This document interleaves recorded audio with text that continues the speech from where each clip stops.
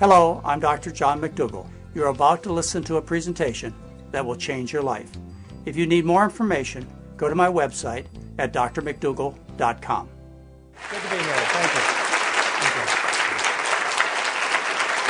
All right. Very good to be here with you. I have a very serious question, and that is there a place for meat in the human diet? Now, a lot of people think there is. Certainly, I think most people agree there is not a place for the amount of meat that's consumed.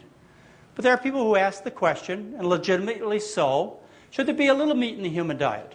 I mean, some diets that are very similar to what I recommend, such as the Pritikin diet, they had a little bit of meat.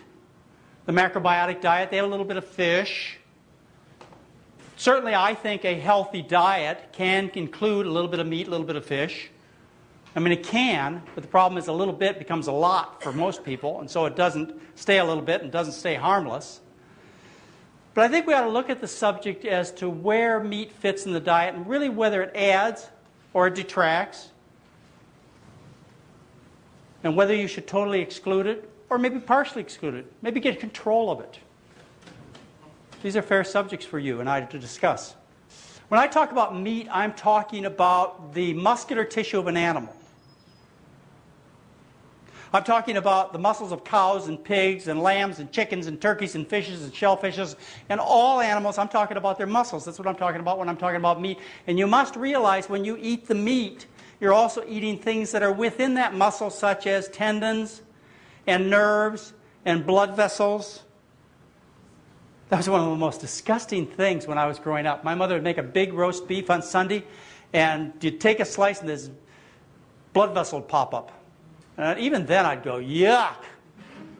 It was not appealing. And then there are organ meats, such as liver, which I could never stand, kidneys, thymus, pancreas, testicles, intestines. And then we have specialty meats like brains and cheeks and tongues and tails and hearts and lungs and the bone marrow of animals. And of course, when you put those all together, what do you have? A hot dog, right, a hot dog. That's a specialty meat. In Britain, they call these specialty meats, they call them offal, spelled O-F-F-A-L, but you know what it sounds like. Offal, yes.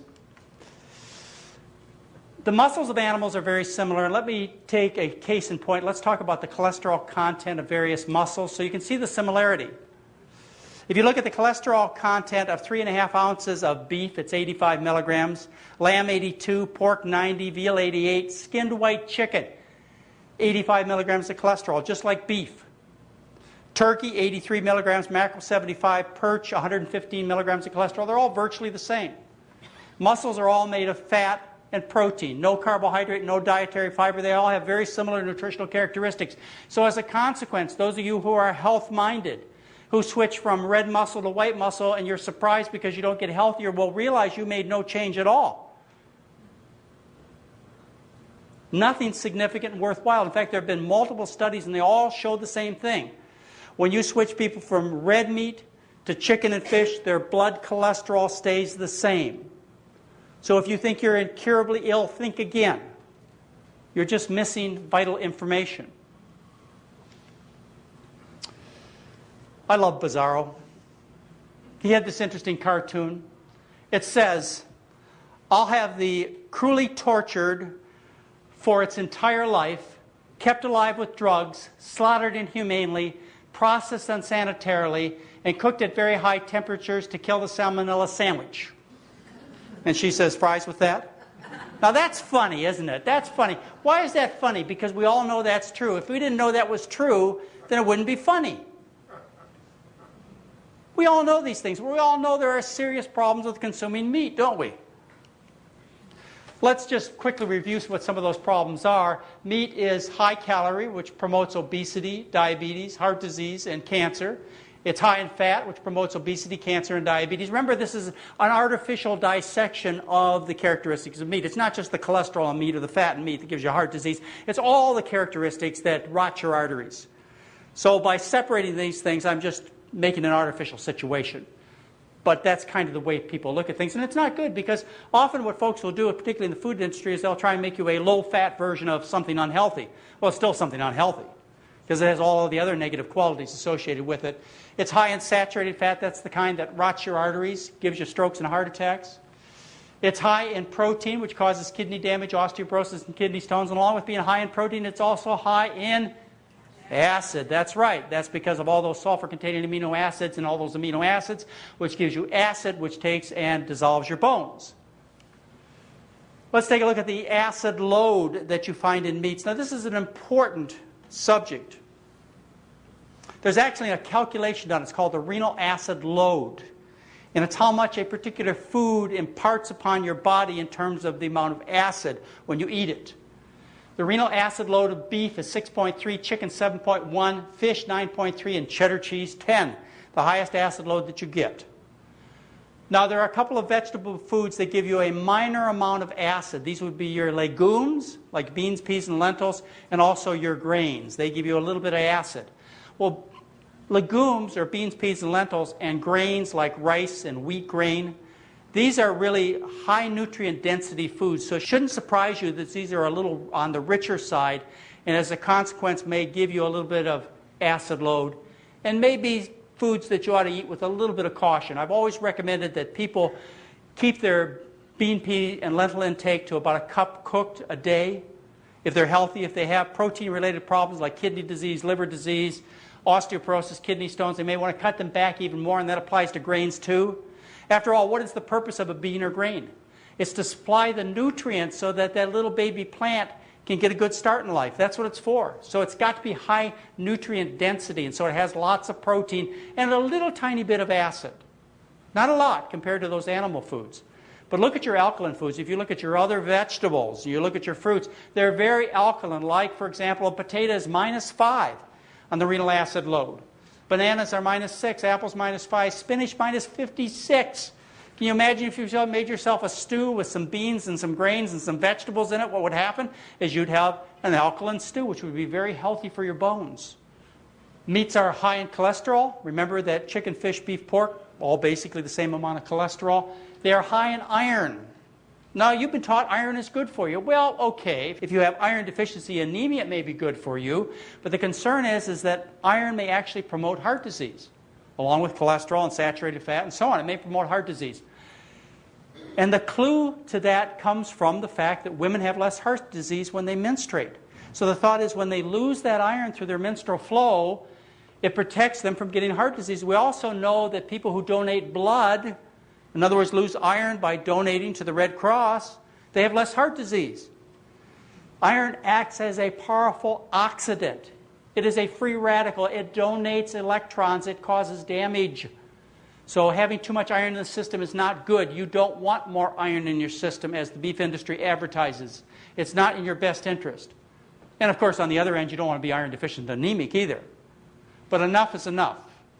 So this high iron is associated with high risk of strokes and heart attacks. It has no dietary fiber. No dietary fiber, what happens is you can't make a decent bowel movement, so you get constipated. No carbohydrate, so you become fatigued. You run out of energy. There is no good athlete out there that would eat a low-carbohydrate diet. All winners, all triathlon, all swimmers, all marathon runners, all endurance athletes, they carbohydrate load.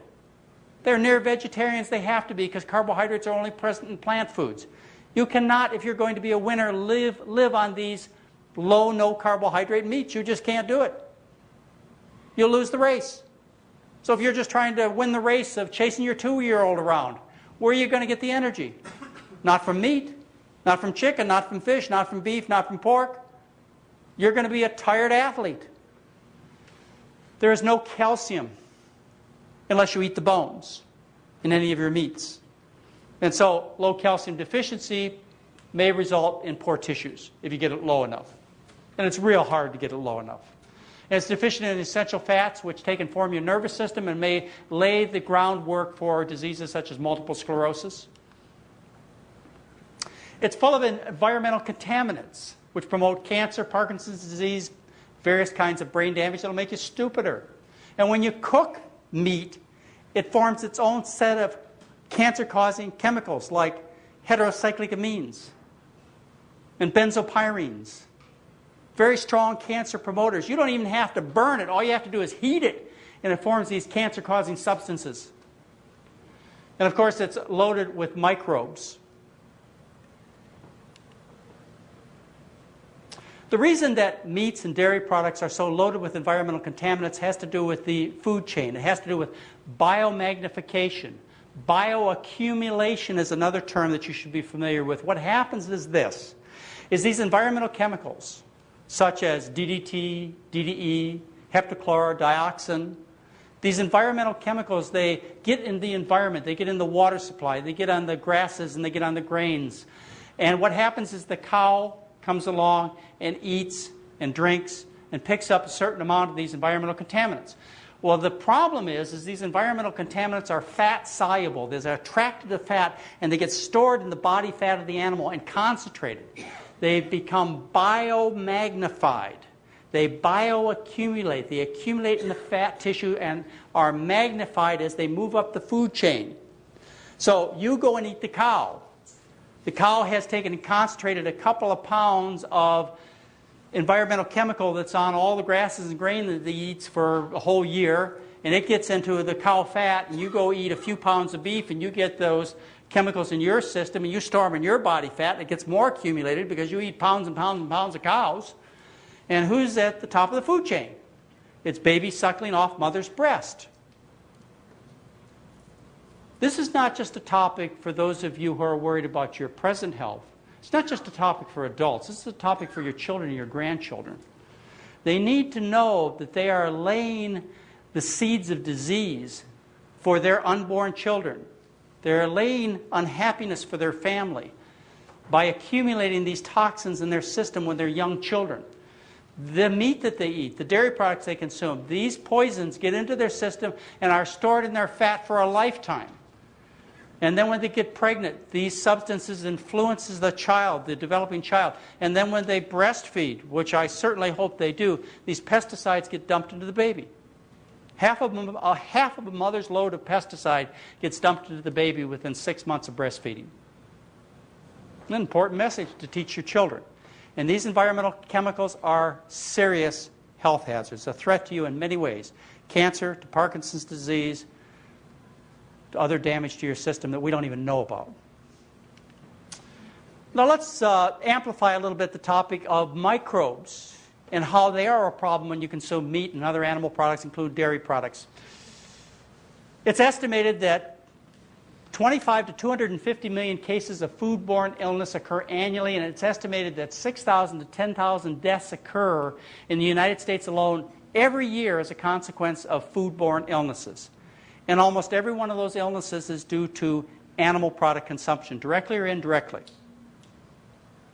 Can you imagine if there were 6,000 cases of mad cow in this country every year? I mean, people would never touch beef, would they? But I guess it's okay to die from salmonella and E. coli and those other things. Must be more pleasant than dying from mad cow. Because nobody seems to react. Now, why is it that these animals are such a threat to you and I? It's because we're animals. You see, we have systems similar to cows and pigs and chickens. And as a result, organisms that are designed to function in those other animals function in our bodies too, because we have similar systems. However, plants, they have completely different systems. And as a result, organisms that infect plants are not a threat to us. You have no friends with Dutch elm disease. None of your relatives have aphids. Now you say, well, how about that E. coli that got into the apple juice and made the kids sick? Well, it's because the apples fell off the tree and landed in the cow dung. It's only cows that grow that kind of infectious E. coli that's so dangerous. It's because of contamination from the cow dung. You say, well, how about the strawberries? They get hepatitis. Well, hepatitis doesn't grow in strawberries. It's some farm worker in the field made doo-doo on the strawberries. That's how it got into your food. Plant diseases don't threaten you or your family unless they're contaminated with animal products. And these are real problems, real threats, not only from days of misery and lost work, but actual risk to your life from these particular organisms. And one easy way to avoid this is to change your diet. Now, in the face of all this knowledge you accumulated long before you listened to me, all the science that's out there, all the research, even the public opinion. Why do people continue to eat this stuff? What are our excuses for continuing to eat these kinds of foods in the face of all this information? Well, the first excuse I hear from people is it's not going to bother me. I'm indestructible. I've got these wonderful, healthy genes. My genes will protect me, they say. My grandfather, he smoked cigarettes, drank whiskey, and ate pig fat on his bread and lived to be 95, they tell me. Well, you know, that may be so. Your grandfather may have been lucky, and it also may have been he exercised a lot more, and the whole world was a lot different then. I mean, these problems with the pesticides only became a problem after World War II. The foods that your grandfather and grandmother consumed were a lot cleaner, let me tell you, and they were a lot more fruits and vegetables in their diet, and they were a lot more active, and the world was a lot different then. But I hear about the genes all the time. I got good genes. I want to tell you about my genes. I want to introduce you to my great-grandmother. We called her Old Mom. My great-grandmother, she died on my son's birthday, Craig, who some of you know. That was 21 years ago. And the last thing she heard was that Johnny had a baby boy, and we named him after your husband. And then she died at 106. She was a great lady. She was a very opinionated woman, to say the least. I can remember when we were little kids, my sister and I would go over to her house, and we loved eating meat. My parents believed that meat was so good for you. Had to eat lots of milk, lots of meat. That was really American food. After all, they could afford it. And so I'd be eating lots of meat along with my sister. And my great-grandmother would say to me, you know, you eat too much meat, it's going to make you sick. Well, as time went on, I changed my diet. I became a pure vegetarian. I remember one time when I was about, it was about 20 years ago, she was about 103. And we were sitting around the house talking, and she set me out for a hamburger for herself. And she had a specific hamburger in mind. It was one with this wafer-thin patty, and a little bit of mustard, a little ketchup, a couple of pickles, and white bread buns on both sides, about this big, cost 15 cents. So I brought it back to her, gave it to her, she opened it up, she cut it in quarters, picked up a quarter, shook it in my face, said, you know, you eat a little more meat, you'd be a little healthier. And then she proceeded to eat 2 quarters, and she put the rest away for later. She was a moderate person. She drank wine on Christmas. She ate a little bit of everything. She lived to be 106 because she was moderate. I'm not moderate. I do everything with great lust, great enthusiasm. I know this about myself. I'm not going to change my personality. That's the way I am. But what I've been able to do is I've been able to focus this enthusiasm, this energy of mine on good things, instead of destructive things, what I used to do. And many of you here are the same way. If you have that kind of lust and enthusiasm for life, focus it on good things, not destructive things. If you happen to be like Old Mom, yeah, you're probably going to make it to 100 and some. But by the way, she could have been healthier. She had severe osteoporosis and broken hips. So she could have been healthier. She could have had a better life. Now, that was on my mother's side of the family. On my father's side of the family, we had Old Pop. We're not very original in names, I know. But we called him Old Pop. And he was born on my birthday. Excuse me, I was born on his birthday. And that was very important to him. I was his favorite grandson. And Old Pop, as long as I could remember, he would have bacon and eggs for breakfast, and he would have meatballs and onions for dinner. And he lived to be 87 years old. But he lived in misery. The last 15 years of his life, he couldn't walk 15 feet because the arteries in his legs were so closed up, they just got a trickle of blood to his feet. He didn't say he was overweight. You see his picture. He didn't think he was overweight. He said he had a sway back. Well, I would disagree. He had all kinds of significant health problems, and he could have enjoyed a better life if he would have taken better care of himself. Yeah, he did survive, but certainly not ideally. So I want you to know I got genes. But those of you who know me and have heard my history, you know that they didn't protect me. At age 18, I had a massive stroke. At age 22, I had major abdominal surgery because of severe intestinal problems. And at age 24, my mother called me fat.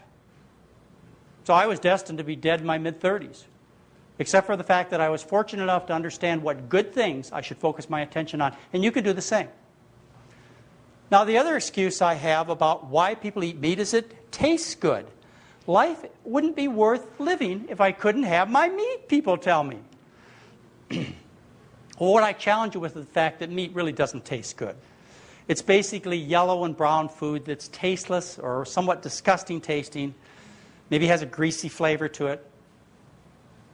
Fruits and vegetables, by the way, are very interesting. They have more color, flavor, texture, and aroma than any other meal plan that you could possibly design, compared to meats which are brown and yellow. Yucky looking. How many of you serve boiled chicken to your best friend for dinner? Huh? Or maybe even grilled beef with nothing on it? I don't think so. How do you make these meats taste good? You load them with sauces. Yes, salt. That's one thing. That's what I used to do. My dad taught me a good steak. This is how you cook a good steak. You take a box of salt and you pour it on one side over the barbecue and let it soak into the meat, and then turn it over to the other side and pour the other half a box on the other side and turn it over and cook it, and that's a good steak. That's how you got the flavor. The salt, of course. The salt, the tip of the tongue tastes with pleasure, salt. But you can also load it up with sauces that are full of salt and sugar and spices, like ketchup or steak sauce, barbecue sauce, sweet and sour sauce. That's how you make meat taste good. That's the only way you can get it down. It doesn't taste good. We're told we need to eat meat because we have to have it for protein, for essential amino acids, for iron, for zinc. But the scientific literature says that's not true. And after all, you can grow vegetarian people. There are many of them with no meat in their diet. There have been millions and millions of vegetarians that walk this earth. They've survived without meat. Biggest animals that walk this earth are vegetarians, like hippopotamuses, giraffes, elephants. There's got to be plenty of nutrients in plants to support these processes. And the scientific literature clearly shows that these are false statements, that you need to eat meat to get protein, essential amino acids, zinc, or iron. The problems with meat is too much fat, too much iron, too much protein, and too much cholesterol. And too little calcium, vitamin C, niacin, essential fats, no dietary fiber, and no dietary carbohydrates. Those are the problems. It's the wrong food for people. Now, one last excuse that people give as to why you need to eat meat. And actually, I'll have to tell you, I'll admit to you, there's one criticism for the kind of diet I recommend, which is a diet based on starches like potatoes, rice, corn, with the addition of fruits and vegetables that contains no animal products. There's one criticism that holds some scientific merit. You can't criticize it for insufficient iron, insufficient calcium, insufficient protein, amino acids. There's not a bit of scientific research that would support that argument. So nobody tries to do it. But in desperation, you realize people like to hear good news about their bad habits. So in desperation to defend people's own diets, what they will say is, aha, we finally found the reason that you need to eat meat. It's for B12. Because you can't get B12 from a vegetarian diet, they say. Well, there's a little truth to what they say. There is B12 in meat. It's actually stored there in meat. It's not made by animals. B12 is made by bacteria. Bacteria make the B12. Animals will take and chew on foods that are loaded with bacteria. They'll store the B12 in their tissues, and then if you eat the meat, you'll get the B12. If you eat plants, you may be eating the same plants that are loaded with bacteria, and you can get B12 that way too. Plus, you have B12 in your mouth through your intestinal tract, B12 making bacteria that you get B12 from. That supplies B12. But there are probably some cases of B12 deficiency related to a vegetarian diet. Let me tell you how this all started. Back in the late 40s, they discovered a disease called pernicious anemia. Pernicious anemia resulted in B12 deficiency. They found out that they were getting this B12 deficiency problem also when they took and they cut people's stomachs out. Back in those days, they figured that ulcer disease was due to too much acid production, due to being neurotic or emotionally stressed out, and so they cut part of your acid-producing stomach out. Well, when they did that, they also cut out a section of the stomach that made something called intrinsic factor. Intrinsic factor combines with B12 so B12 can be absorbed later on in the small intestine. So once they started cutting stomachs out, they found the last discovered vitamin, which was B12. And then they asked, well, where does B12 come from? Well, they found out it was made by bacteria, but it was also found in large quantities in meat. And then they said, well, there must be a whole bunch of B12 deficiency in vegetarians, so let's go look for it. And so they have launched multiple studies looking at tens of thousands of people who are vegetarians looking for B12 deficiency, and they've almost come up empty-handed. If I was going to review the literature, and there's some criticism of even these studies, but let's just say, for argument's sake, that there are 6, maybe 20 cases of B12 deficiency described in the world literature. There certainly aren't very many. But they get attention. For example, if somebody develops B12 deficiency, it will hit the major medical journals. It will be accepted in the best medical journals in the world, and it will hit major headlines all across the country. Vegetarian, somebody who gives up your favorite food's meat, develops B12 deficiency. May not even be a serious problem, but the fact that they developed a disease from not eating your favorite foods, it gets headlines because people like to hear good news about their bad habits. I'm not exaggerating.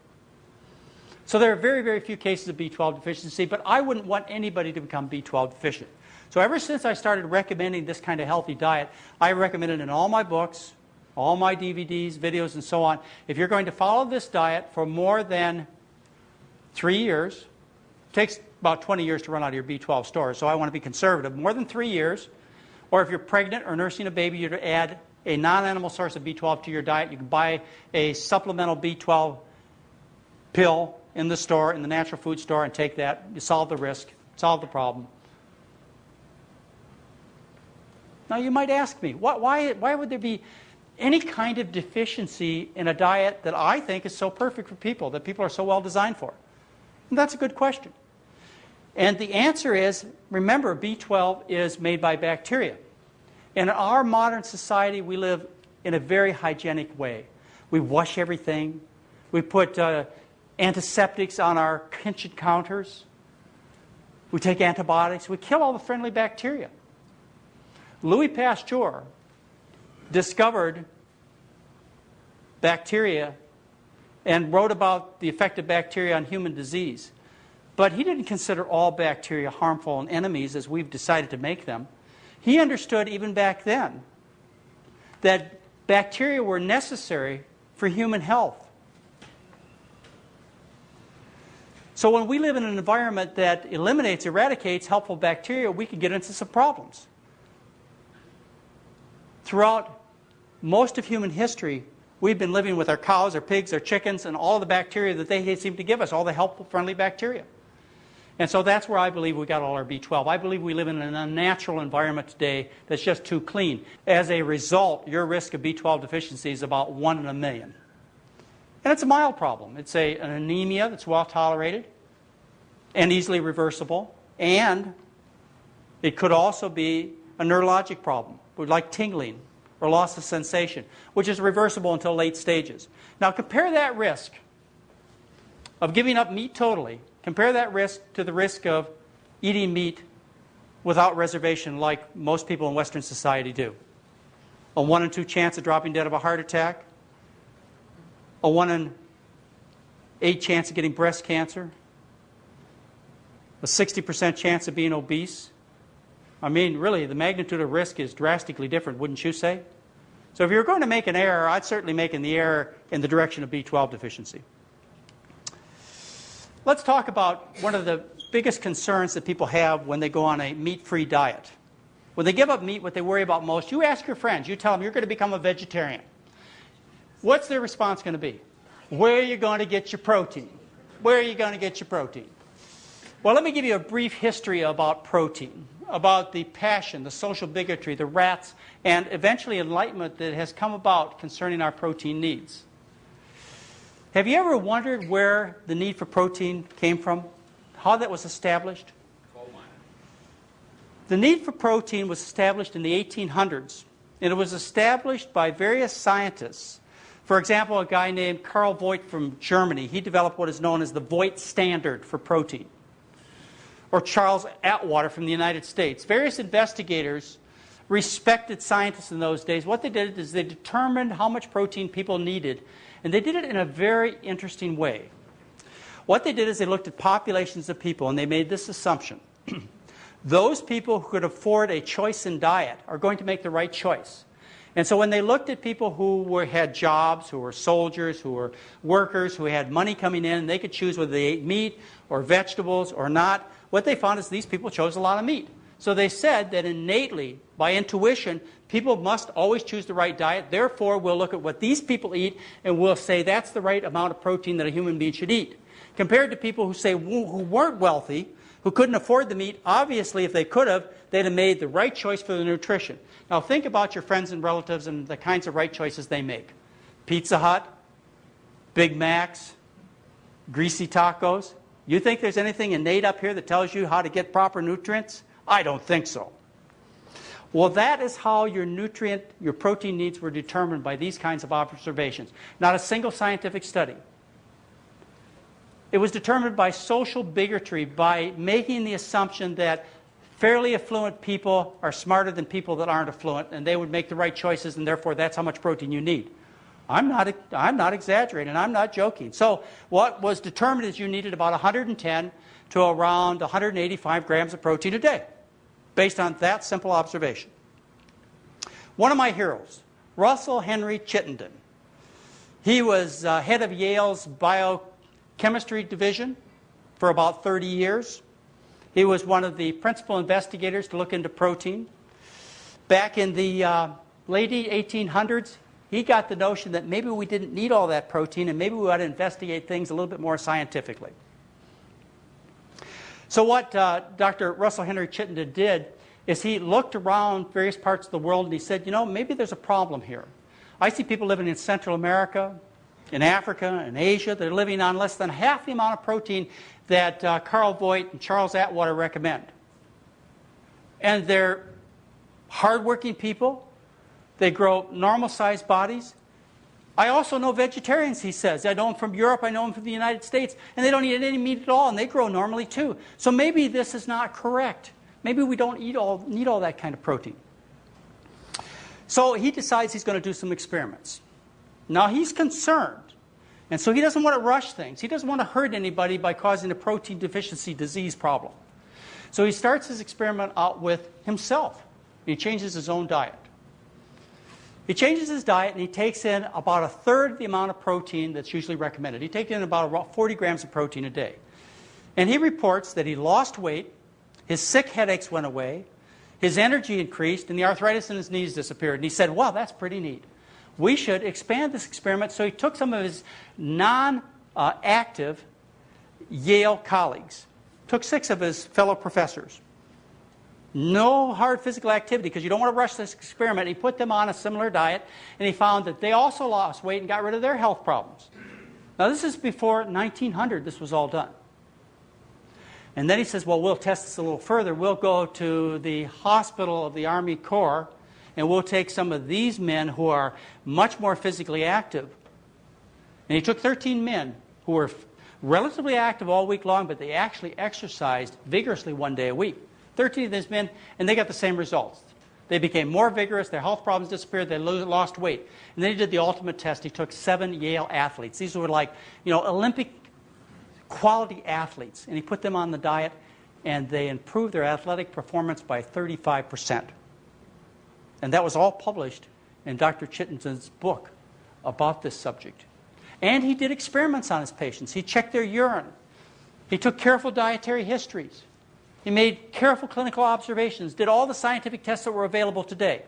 And yet, his findings and all the research that has been done over the last 100 years that confirms exactly what he said, that we need a very small amount of protein in our diet, has been virtually ignored when it comes to your health and your family's health, and you are taught to eat high-protein diets, and you believe that's what's necessary based upon social bigotry that occurred in the mid-1800s. Another one of my heroes, William Rose.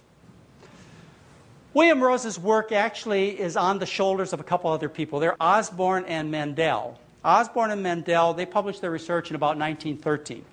They were doing experiments on rats. Now you may remember these from your high school or junior high biology. Do you remember the charts in the book that told you about Class A or superior protein and Class B or inferior protein?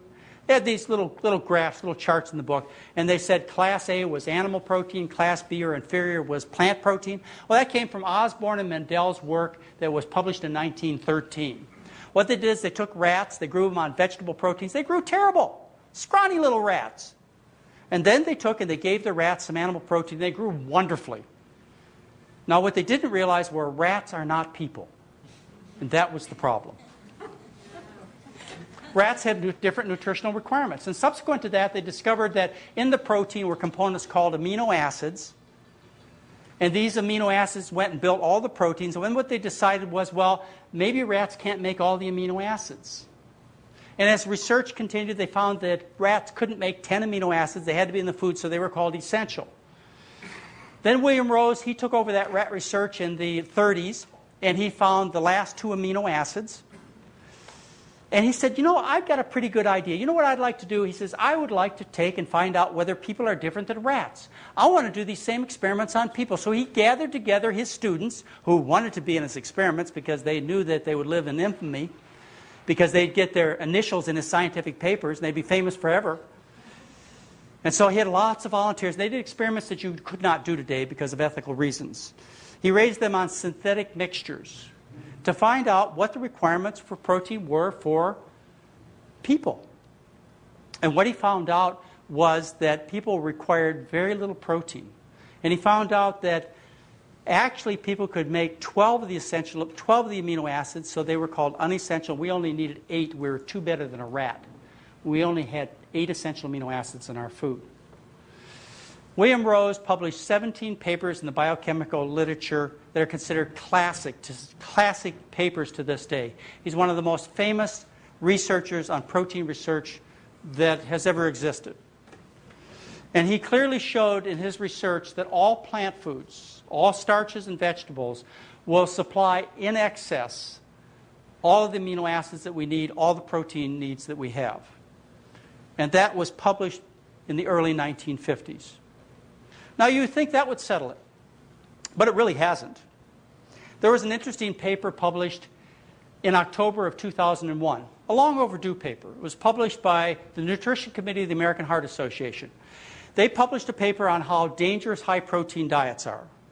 They talked about the Atkins diet. They would talk about the South Beach diet if it was around then, because that fits into the discussion. They talked about the Sugar Busters diet and the Zone diet, and they said these diets, they don't result in long-term weight loss. These kinds of diets, they're dangerous to your bones and to your kidneys. They will raise your cholesterol and promote artery disease. They said all of that. But they said something else that was kind of interesting. That really got my attention. They said plant foods do not contain all the amino acids. Yes. And that's not true. And I wrote them a letter and I explained to them about William Rose's research and the other research that has been done over the last 50 to 100 years that confirms that plants are complete in their supply of nutrients, especially proteins and amino acids. And I sent them the scientific research, and my letter got published in the American Heart Association Journal Circulation. Now, they weren't particularly happy about what I had to say, but to this date, they have not been able to deny the scientific facts. But unfortunately, the American Heart Association, as well, most likely your doctor, your nutritional consultant, counselor, your nutritional counselor, they are recommending that you eat lots of meat and lots of protein to get all your amino acids in your protein. Now, why is this important that this kind of information gets straightened out? The American Heart Association starts telling you the truth about this. It's because it really affects your personal life, your daily life. Say, for example, your spouse had a heart attack. And you walked into the doctor's office and said, "Doctor, I really love this man. He makes lots of money. And he's real warm at night. I want to keep him. So I'm going to put him on a vegetarian diet." Doctor says, "Can't do that."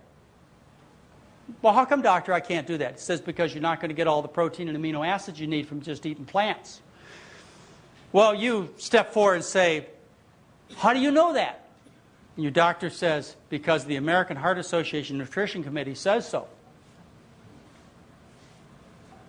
Well, the American Heart Association Nutrition Committee is dead wrong. And the consequences will apply in your life. And unfortunately, they're still stubborn to this day. They won't take and print a retraction. Even though if you read the articles and the ones that subsequently followed my letter that appeared in the journal Circulation, you'll see that they don't have a leg to stand on. The foods were designed complete before they hit the dinner table.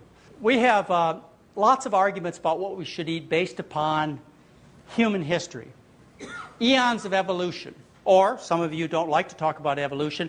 Let's talk about it in terms of divine creation. That's okay. Let's talk about this whole subject in those terms as opposed to evolution. If you choose, how we are today must reflect what's happened to us in the past. There's an argument out there that says that we should be eating meat because we were once hunter-gatherers. And as a consequence of being hunter-gatherers, which ate a lot of meat, that's the kind of diet we should have. But the hunter-gatherer time in our history was just a short period of time. It was maybe 250,000 years ago up until about 25,000 years ago. It was a tough time for people. Hunter-gatherers had a difficult time. There are still some hunter-gatherer populations around today, like the Eskimos, like certain tribes in South America and in Africa. These people live on the extremes of society, as did people who were hunter-gatherers back in this period of time. But you'll find the argument that people make that you should eat meat because of this period of human evolution, of human existence, where they were hunter-gatherers. Well, hunter-gatherer period of time was not a very successful time. You remember the kind of culture that they had based upon what they produced. A few stick drawings in the caves. They were so busy trying to find enough food to survive, they had little time to do anything else. There is a time even before hunter-gatherer that goes back 4 million years, if you believe in evolution. Goes back 4 million years where people finally stood upright, and it is said by scientific research of our evolution that people ate an almost pure vegetarian diet from 4 million years up until the time they became hunter-gatherers. Now this has a biblical reference to it. That early time, 4 million years ago up to 250,000 years ago, what was that? That was the time in the Garden of Eden, wasn't it? And then what happened is Adam and Eve, they got kicked out of the Garden of Eden. And they were told they were going to toil by the sweat of their brow to survive, as they did as hunter-gatherers. It was a tough existence. But you will hear people argue that you should be a meat eater because of this difficult time in human history. When did the human being really become successful culturally? The human being became successful about 12,000 to 25,000 years ago when the human being harnessed its food environment, when they became agricultural.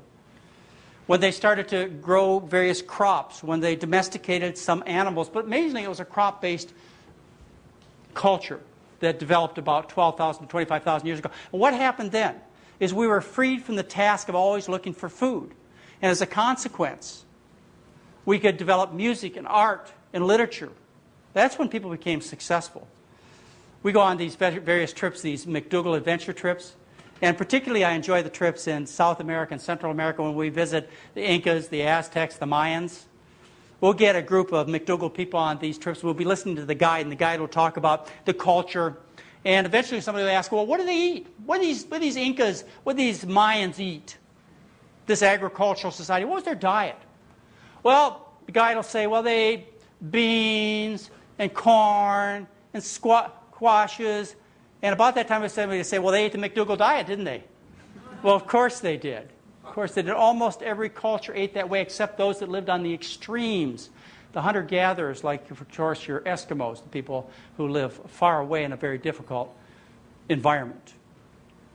So don't let anybody tell you that you should be a meat eater because of this particular time in our human development evolution or your biblical interpretation of what goes on.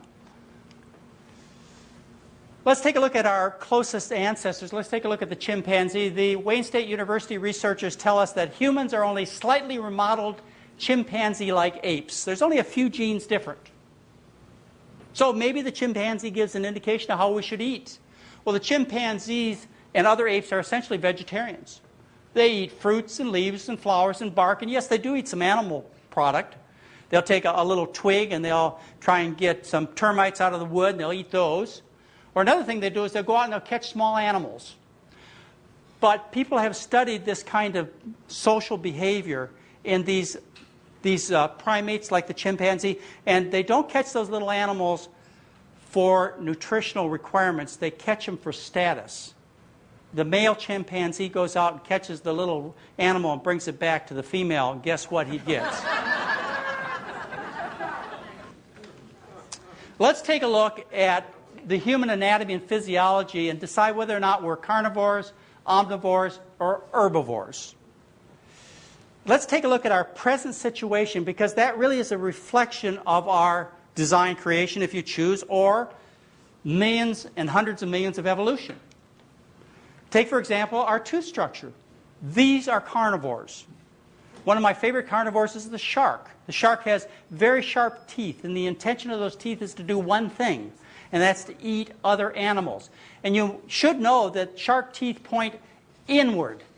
And that's because food only goes in one direction, and that's inward. That animal is designed to capture, kill, and swallow other animals. And so are other carnivores. Just like your cat. It's got these large canine teeth that reach down, grab the small rodent, put holes in it, kill it, and then they consume it. That's what it's designed for. It's interesting, the cat's tongue has on the tip of it, it has sensors, taste buds. And those taste buds are stimulated by aminos, by proteins. It has no sugar-sensitive taste buds on the tip of the tongue. That was no accident. That's because that animal is designed to enjoy eating other animals. Now, how about people's teeth? You take a look at the chimpanzee, and you can see that they're flat. They're basically vegetarian animals. How about us? Our teeth are also flat. The blades of our teeth are not shaped like those of a cat or other carnivore. Now, people tell me all the time, wait a minute, you're missing something, Dr. Mcdougall.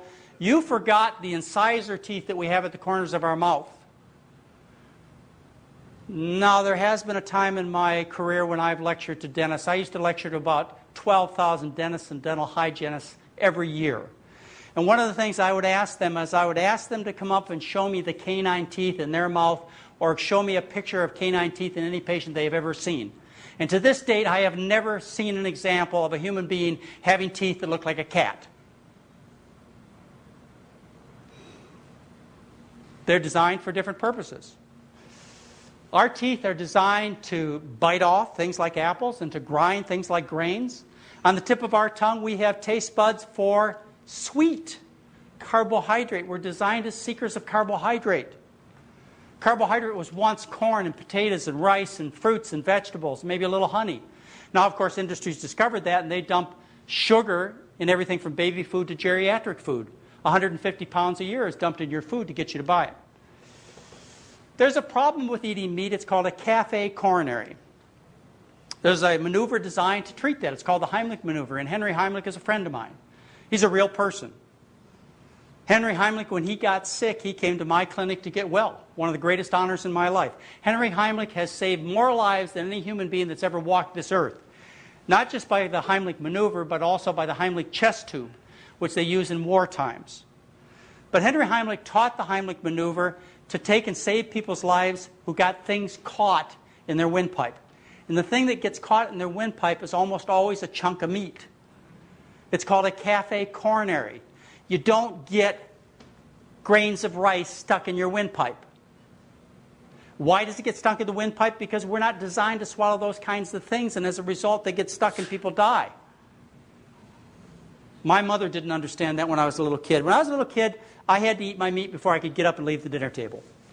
And I would chew, and I would chew, and I would chew, and I would chew. And finally, I'd get this leathery ball in my cheek that I would find some way to slip under the plate or feed to the dog. Now, my mother said, you've got to eat that to get your protein. What she should have said to me is, Johnny, don't eat that. You got the wrong kind of teeth. Give it to the dog.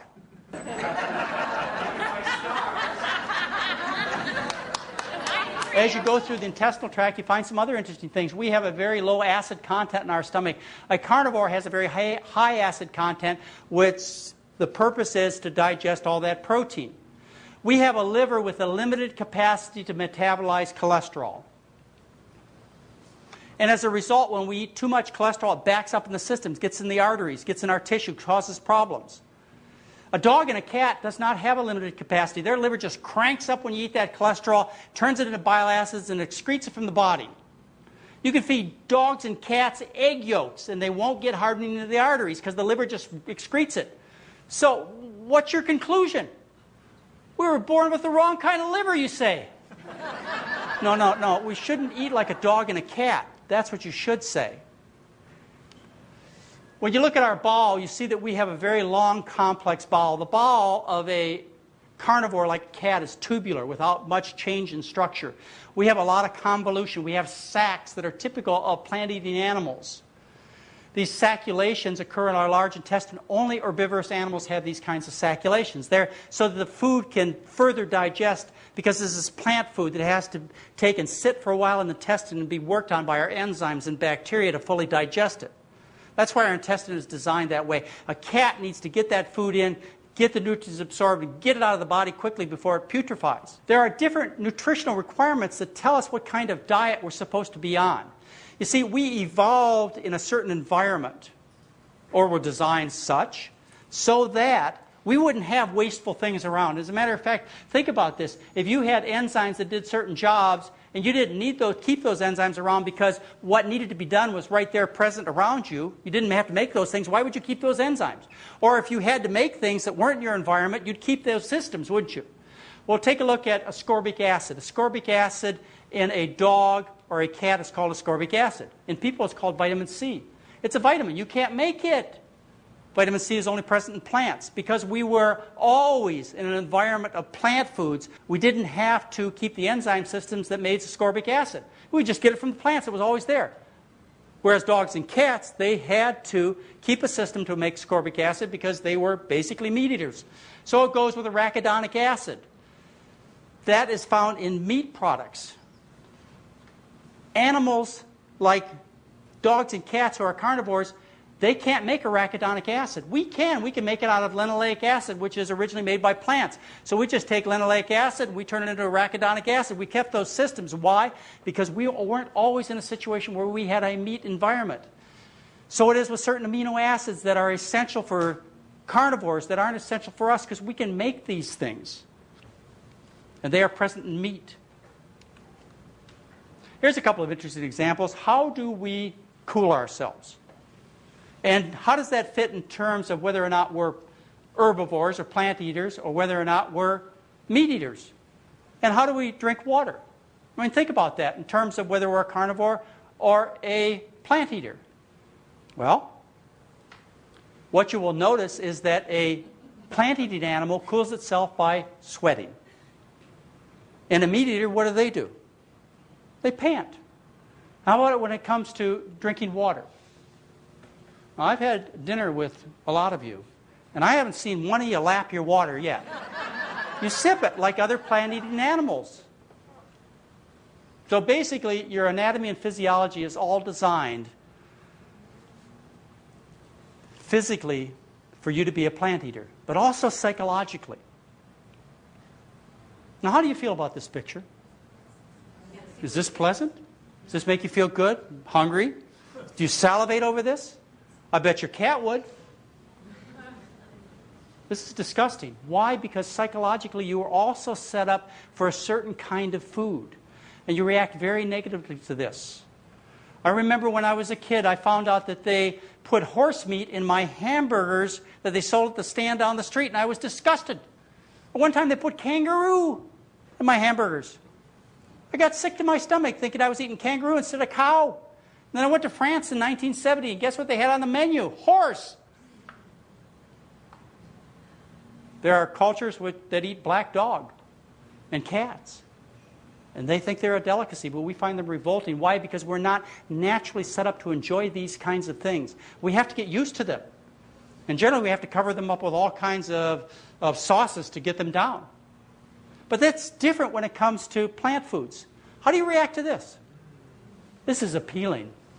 That's because you're designed psychologically to find this enjoyable. This is not a mistake that this is pleasant. If I handed you a new fruit, this was done to me one time when I lived in Hawaii. Somebody brought me a star fruit. I'd never tried it. I didn't look at it with disgust. I said, oh, that looks interesting. I'll try it. And I loved it because I'm naturally designed to enjoy this kind of food. I told you women are attached to dairy. Well, how about men? They're attached to meat. You know, meat's a man thing. You know, it's bringing home the bacon. Meat's associated with hunting and killing, and that's a man thing. Butchering and power and aggression, those are men things, right? We're talking about virility and passion and potency and strength. Those are men things. Those are meat things. And it even gets carried away into aggressive behavior and violent personalities associated with meat, right? And those are man things. And as I mentioned, and would like to tell you again, men have trouble giving up meat. But is it really a man thing? Is meat really a man thing? Is that a male thing, a potency thing, a virility thing? I don't think so. Not if you knew the anatomy and physiology of a man. A man has a particular kind of sexual anatomy that's shared by other vegetarian animals. If you look at this picture, what you see is the male anatomy. You see the prostate gland down below. You see the urethra coming through the prostate gland. Below the bladder and right attached above on the prostate gland are two sacs called seminal vesicles. Seminal vesicles are to store the semen. Meat-eating animals do not have seminal vesicles. Only vegetarian animals have seminal vesicles. Man is the only meat-eating animal with seminal vesicles. Is that okay? Or are we in violation of our anatomy and physiology? Let's see. What happens when men and families violate the principles of normal, natural human nutrition in terms of their sexualness, in terms of their virility, in terms of their potency? Well, if your mother likes lots of meat, what happens is she gets lots of estrogen in her body, and when she's pregnant with you, you are bathed in a sea of estrogens. As a consequence, the male ends up developing a smaller penis, tinier testicles, and the penis is often deformed, where the urethra, instead of emptying at the tip of the penis, empties at the base of the penis. This is called hypospadia. Also, a result is only one testicle descending. It's called cryptorchism, a congenital defect due to too much estrogen in the body, which is most commonly caused by your mother loving meat and other animal products. Now, the meat and the animal products come from these foods in themselves. They also come from, the estrogens come from environmental contaminants. And it's estimated that 89 to 99% of the environmental contaminants that you have in your body come from your food. And most of those, as we discussed, come from animal products. All right, so you're a male and you decide you want to eat lots of meat so you can be virile and potent. What do we find? Well, men who eat lots of meat have decreased ejaculate volume, low sperm count. Now, that doesn't sound very potent to me. Shortened sperm life, poor sperm motility, genetic damage, and infertility from all of those hormones, those female hormones, and those environmental contaminants floating around in a male system. Studies have been done on sperm counts. Frozen sperm from 75 years ago, and they find men today have about a third the amount of sperm they had 75 years ago. Organic farmers in the Netherlands, who are very careful about what they eat vegetable foods low in pesticides, have much higher sperm counts than the typical male who eats the Western diet. Are you kind of getting the idea here? This is not a real macho thing, guys. And then what happens if you continue that behavior? You develop lower testosterone levels. Testosterone is the male hormone that gives you sex drive, gives you secondary sexual characteristics, makes you a man. Well, they have measured the testosterone levels in people who eat various kinds of diets, and vegans, in other words, people who eat no animal products at all, no dairy at all, they have 13% more testosterone than meat eaters and 8% more testosterone than lacto-ovo vegetarians. So you don't even get all the male hormone you ought to have by eating this kind of high meat diet. And then as you age, other serious problems happen. You get erectile dysfunction. What happens is the man's penis becomes flaccid. Now, of course, we have an answer for that these days. But this is a serious problem, erectile dysfunction, not just physically, but also psychologically. And it's not because men lose interest in women. I know that. You know, I'm 57 years old, and I can tell you it hasn't happened to me yet. I remember one time I asked my dad, he was about 78 years old, I said, Dad, all I do is I just think about women all the time. I think about sex all the time, and I can't get my work done. Dad, I said, when am I going to stop thinking about sex all the time? He said to me, son, he says, you're going to have to ask somebody older than me.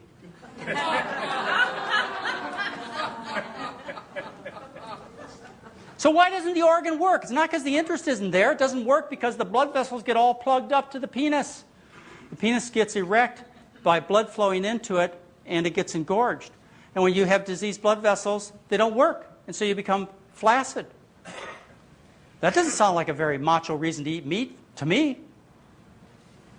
And then you end up with a problem where you can't urinate because eating that rich diet causes the prostate to get large. It's not a cancer situation, but closes down on the urethra, and you get obstruction of your urine flow, and you can't urinate, and then eventually you get prostate cancer.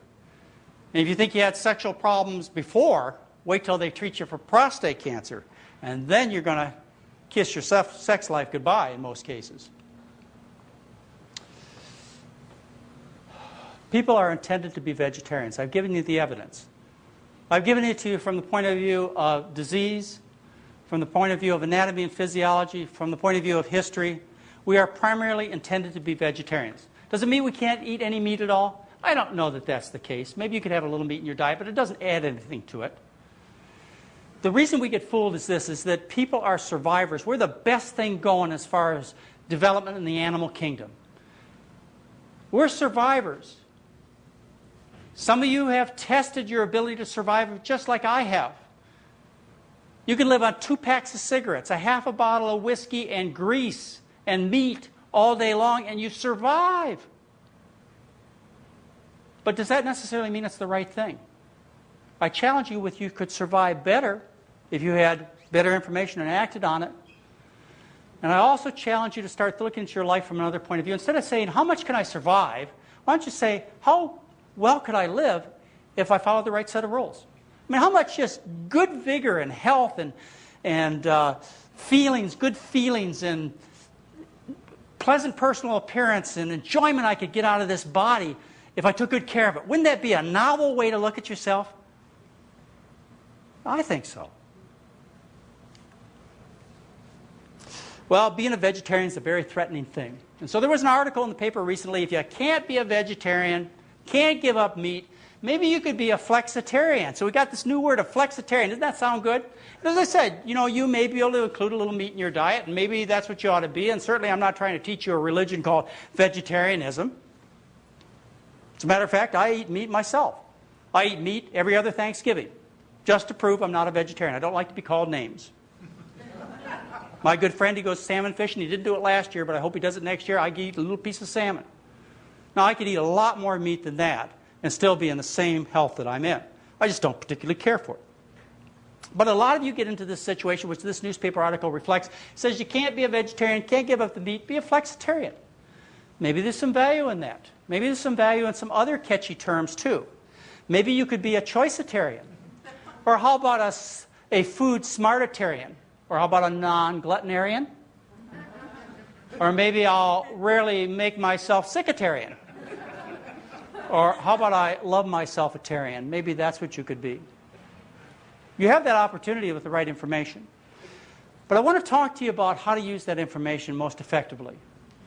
About how to make changes. The best way to change, and people ask me this all the time, they say, okay, I get the message, but how do I do it? How do I change? And Nancy Reagan said it best.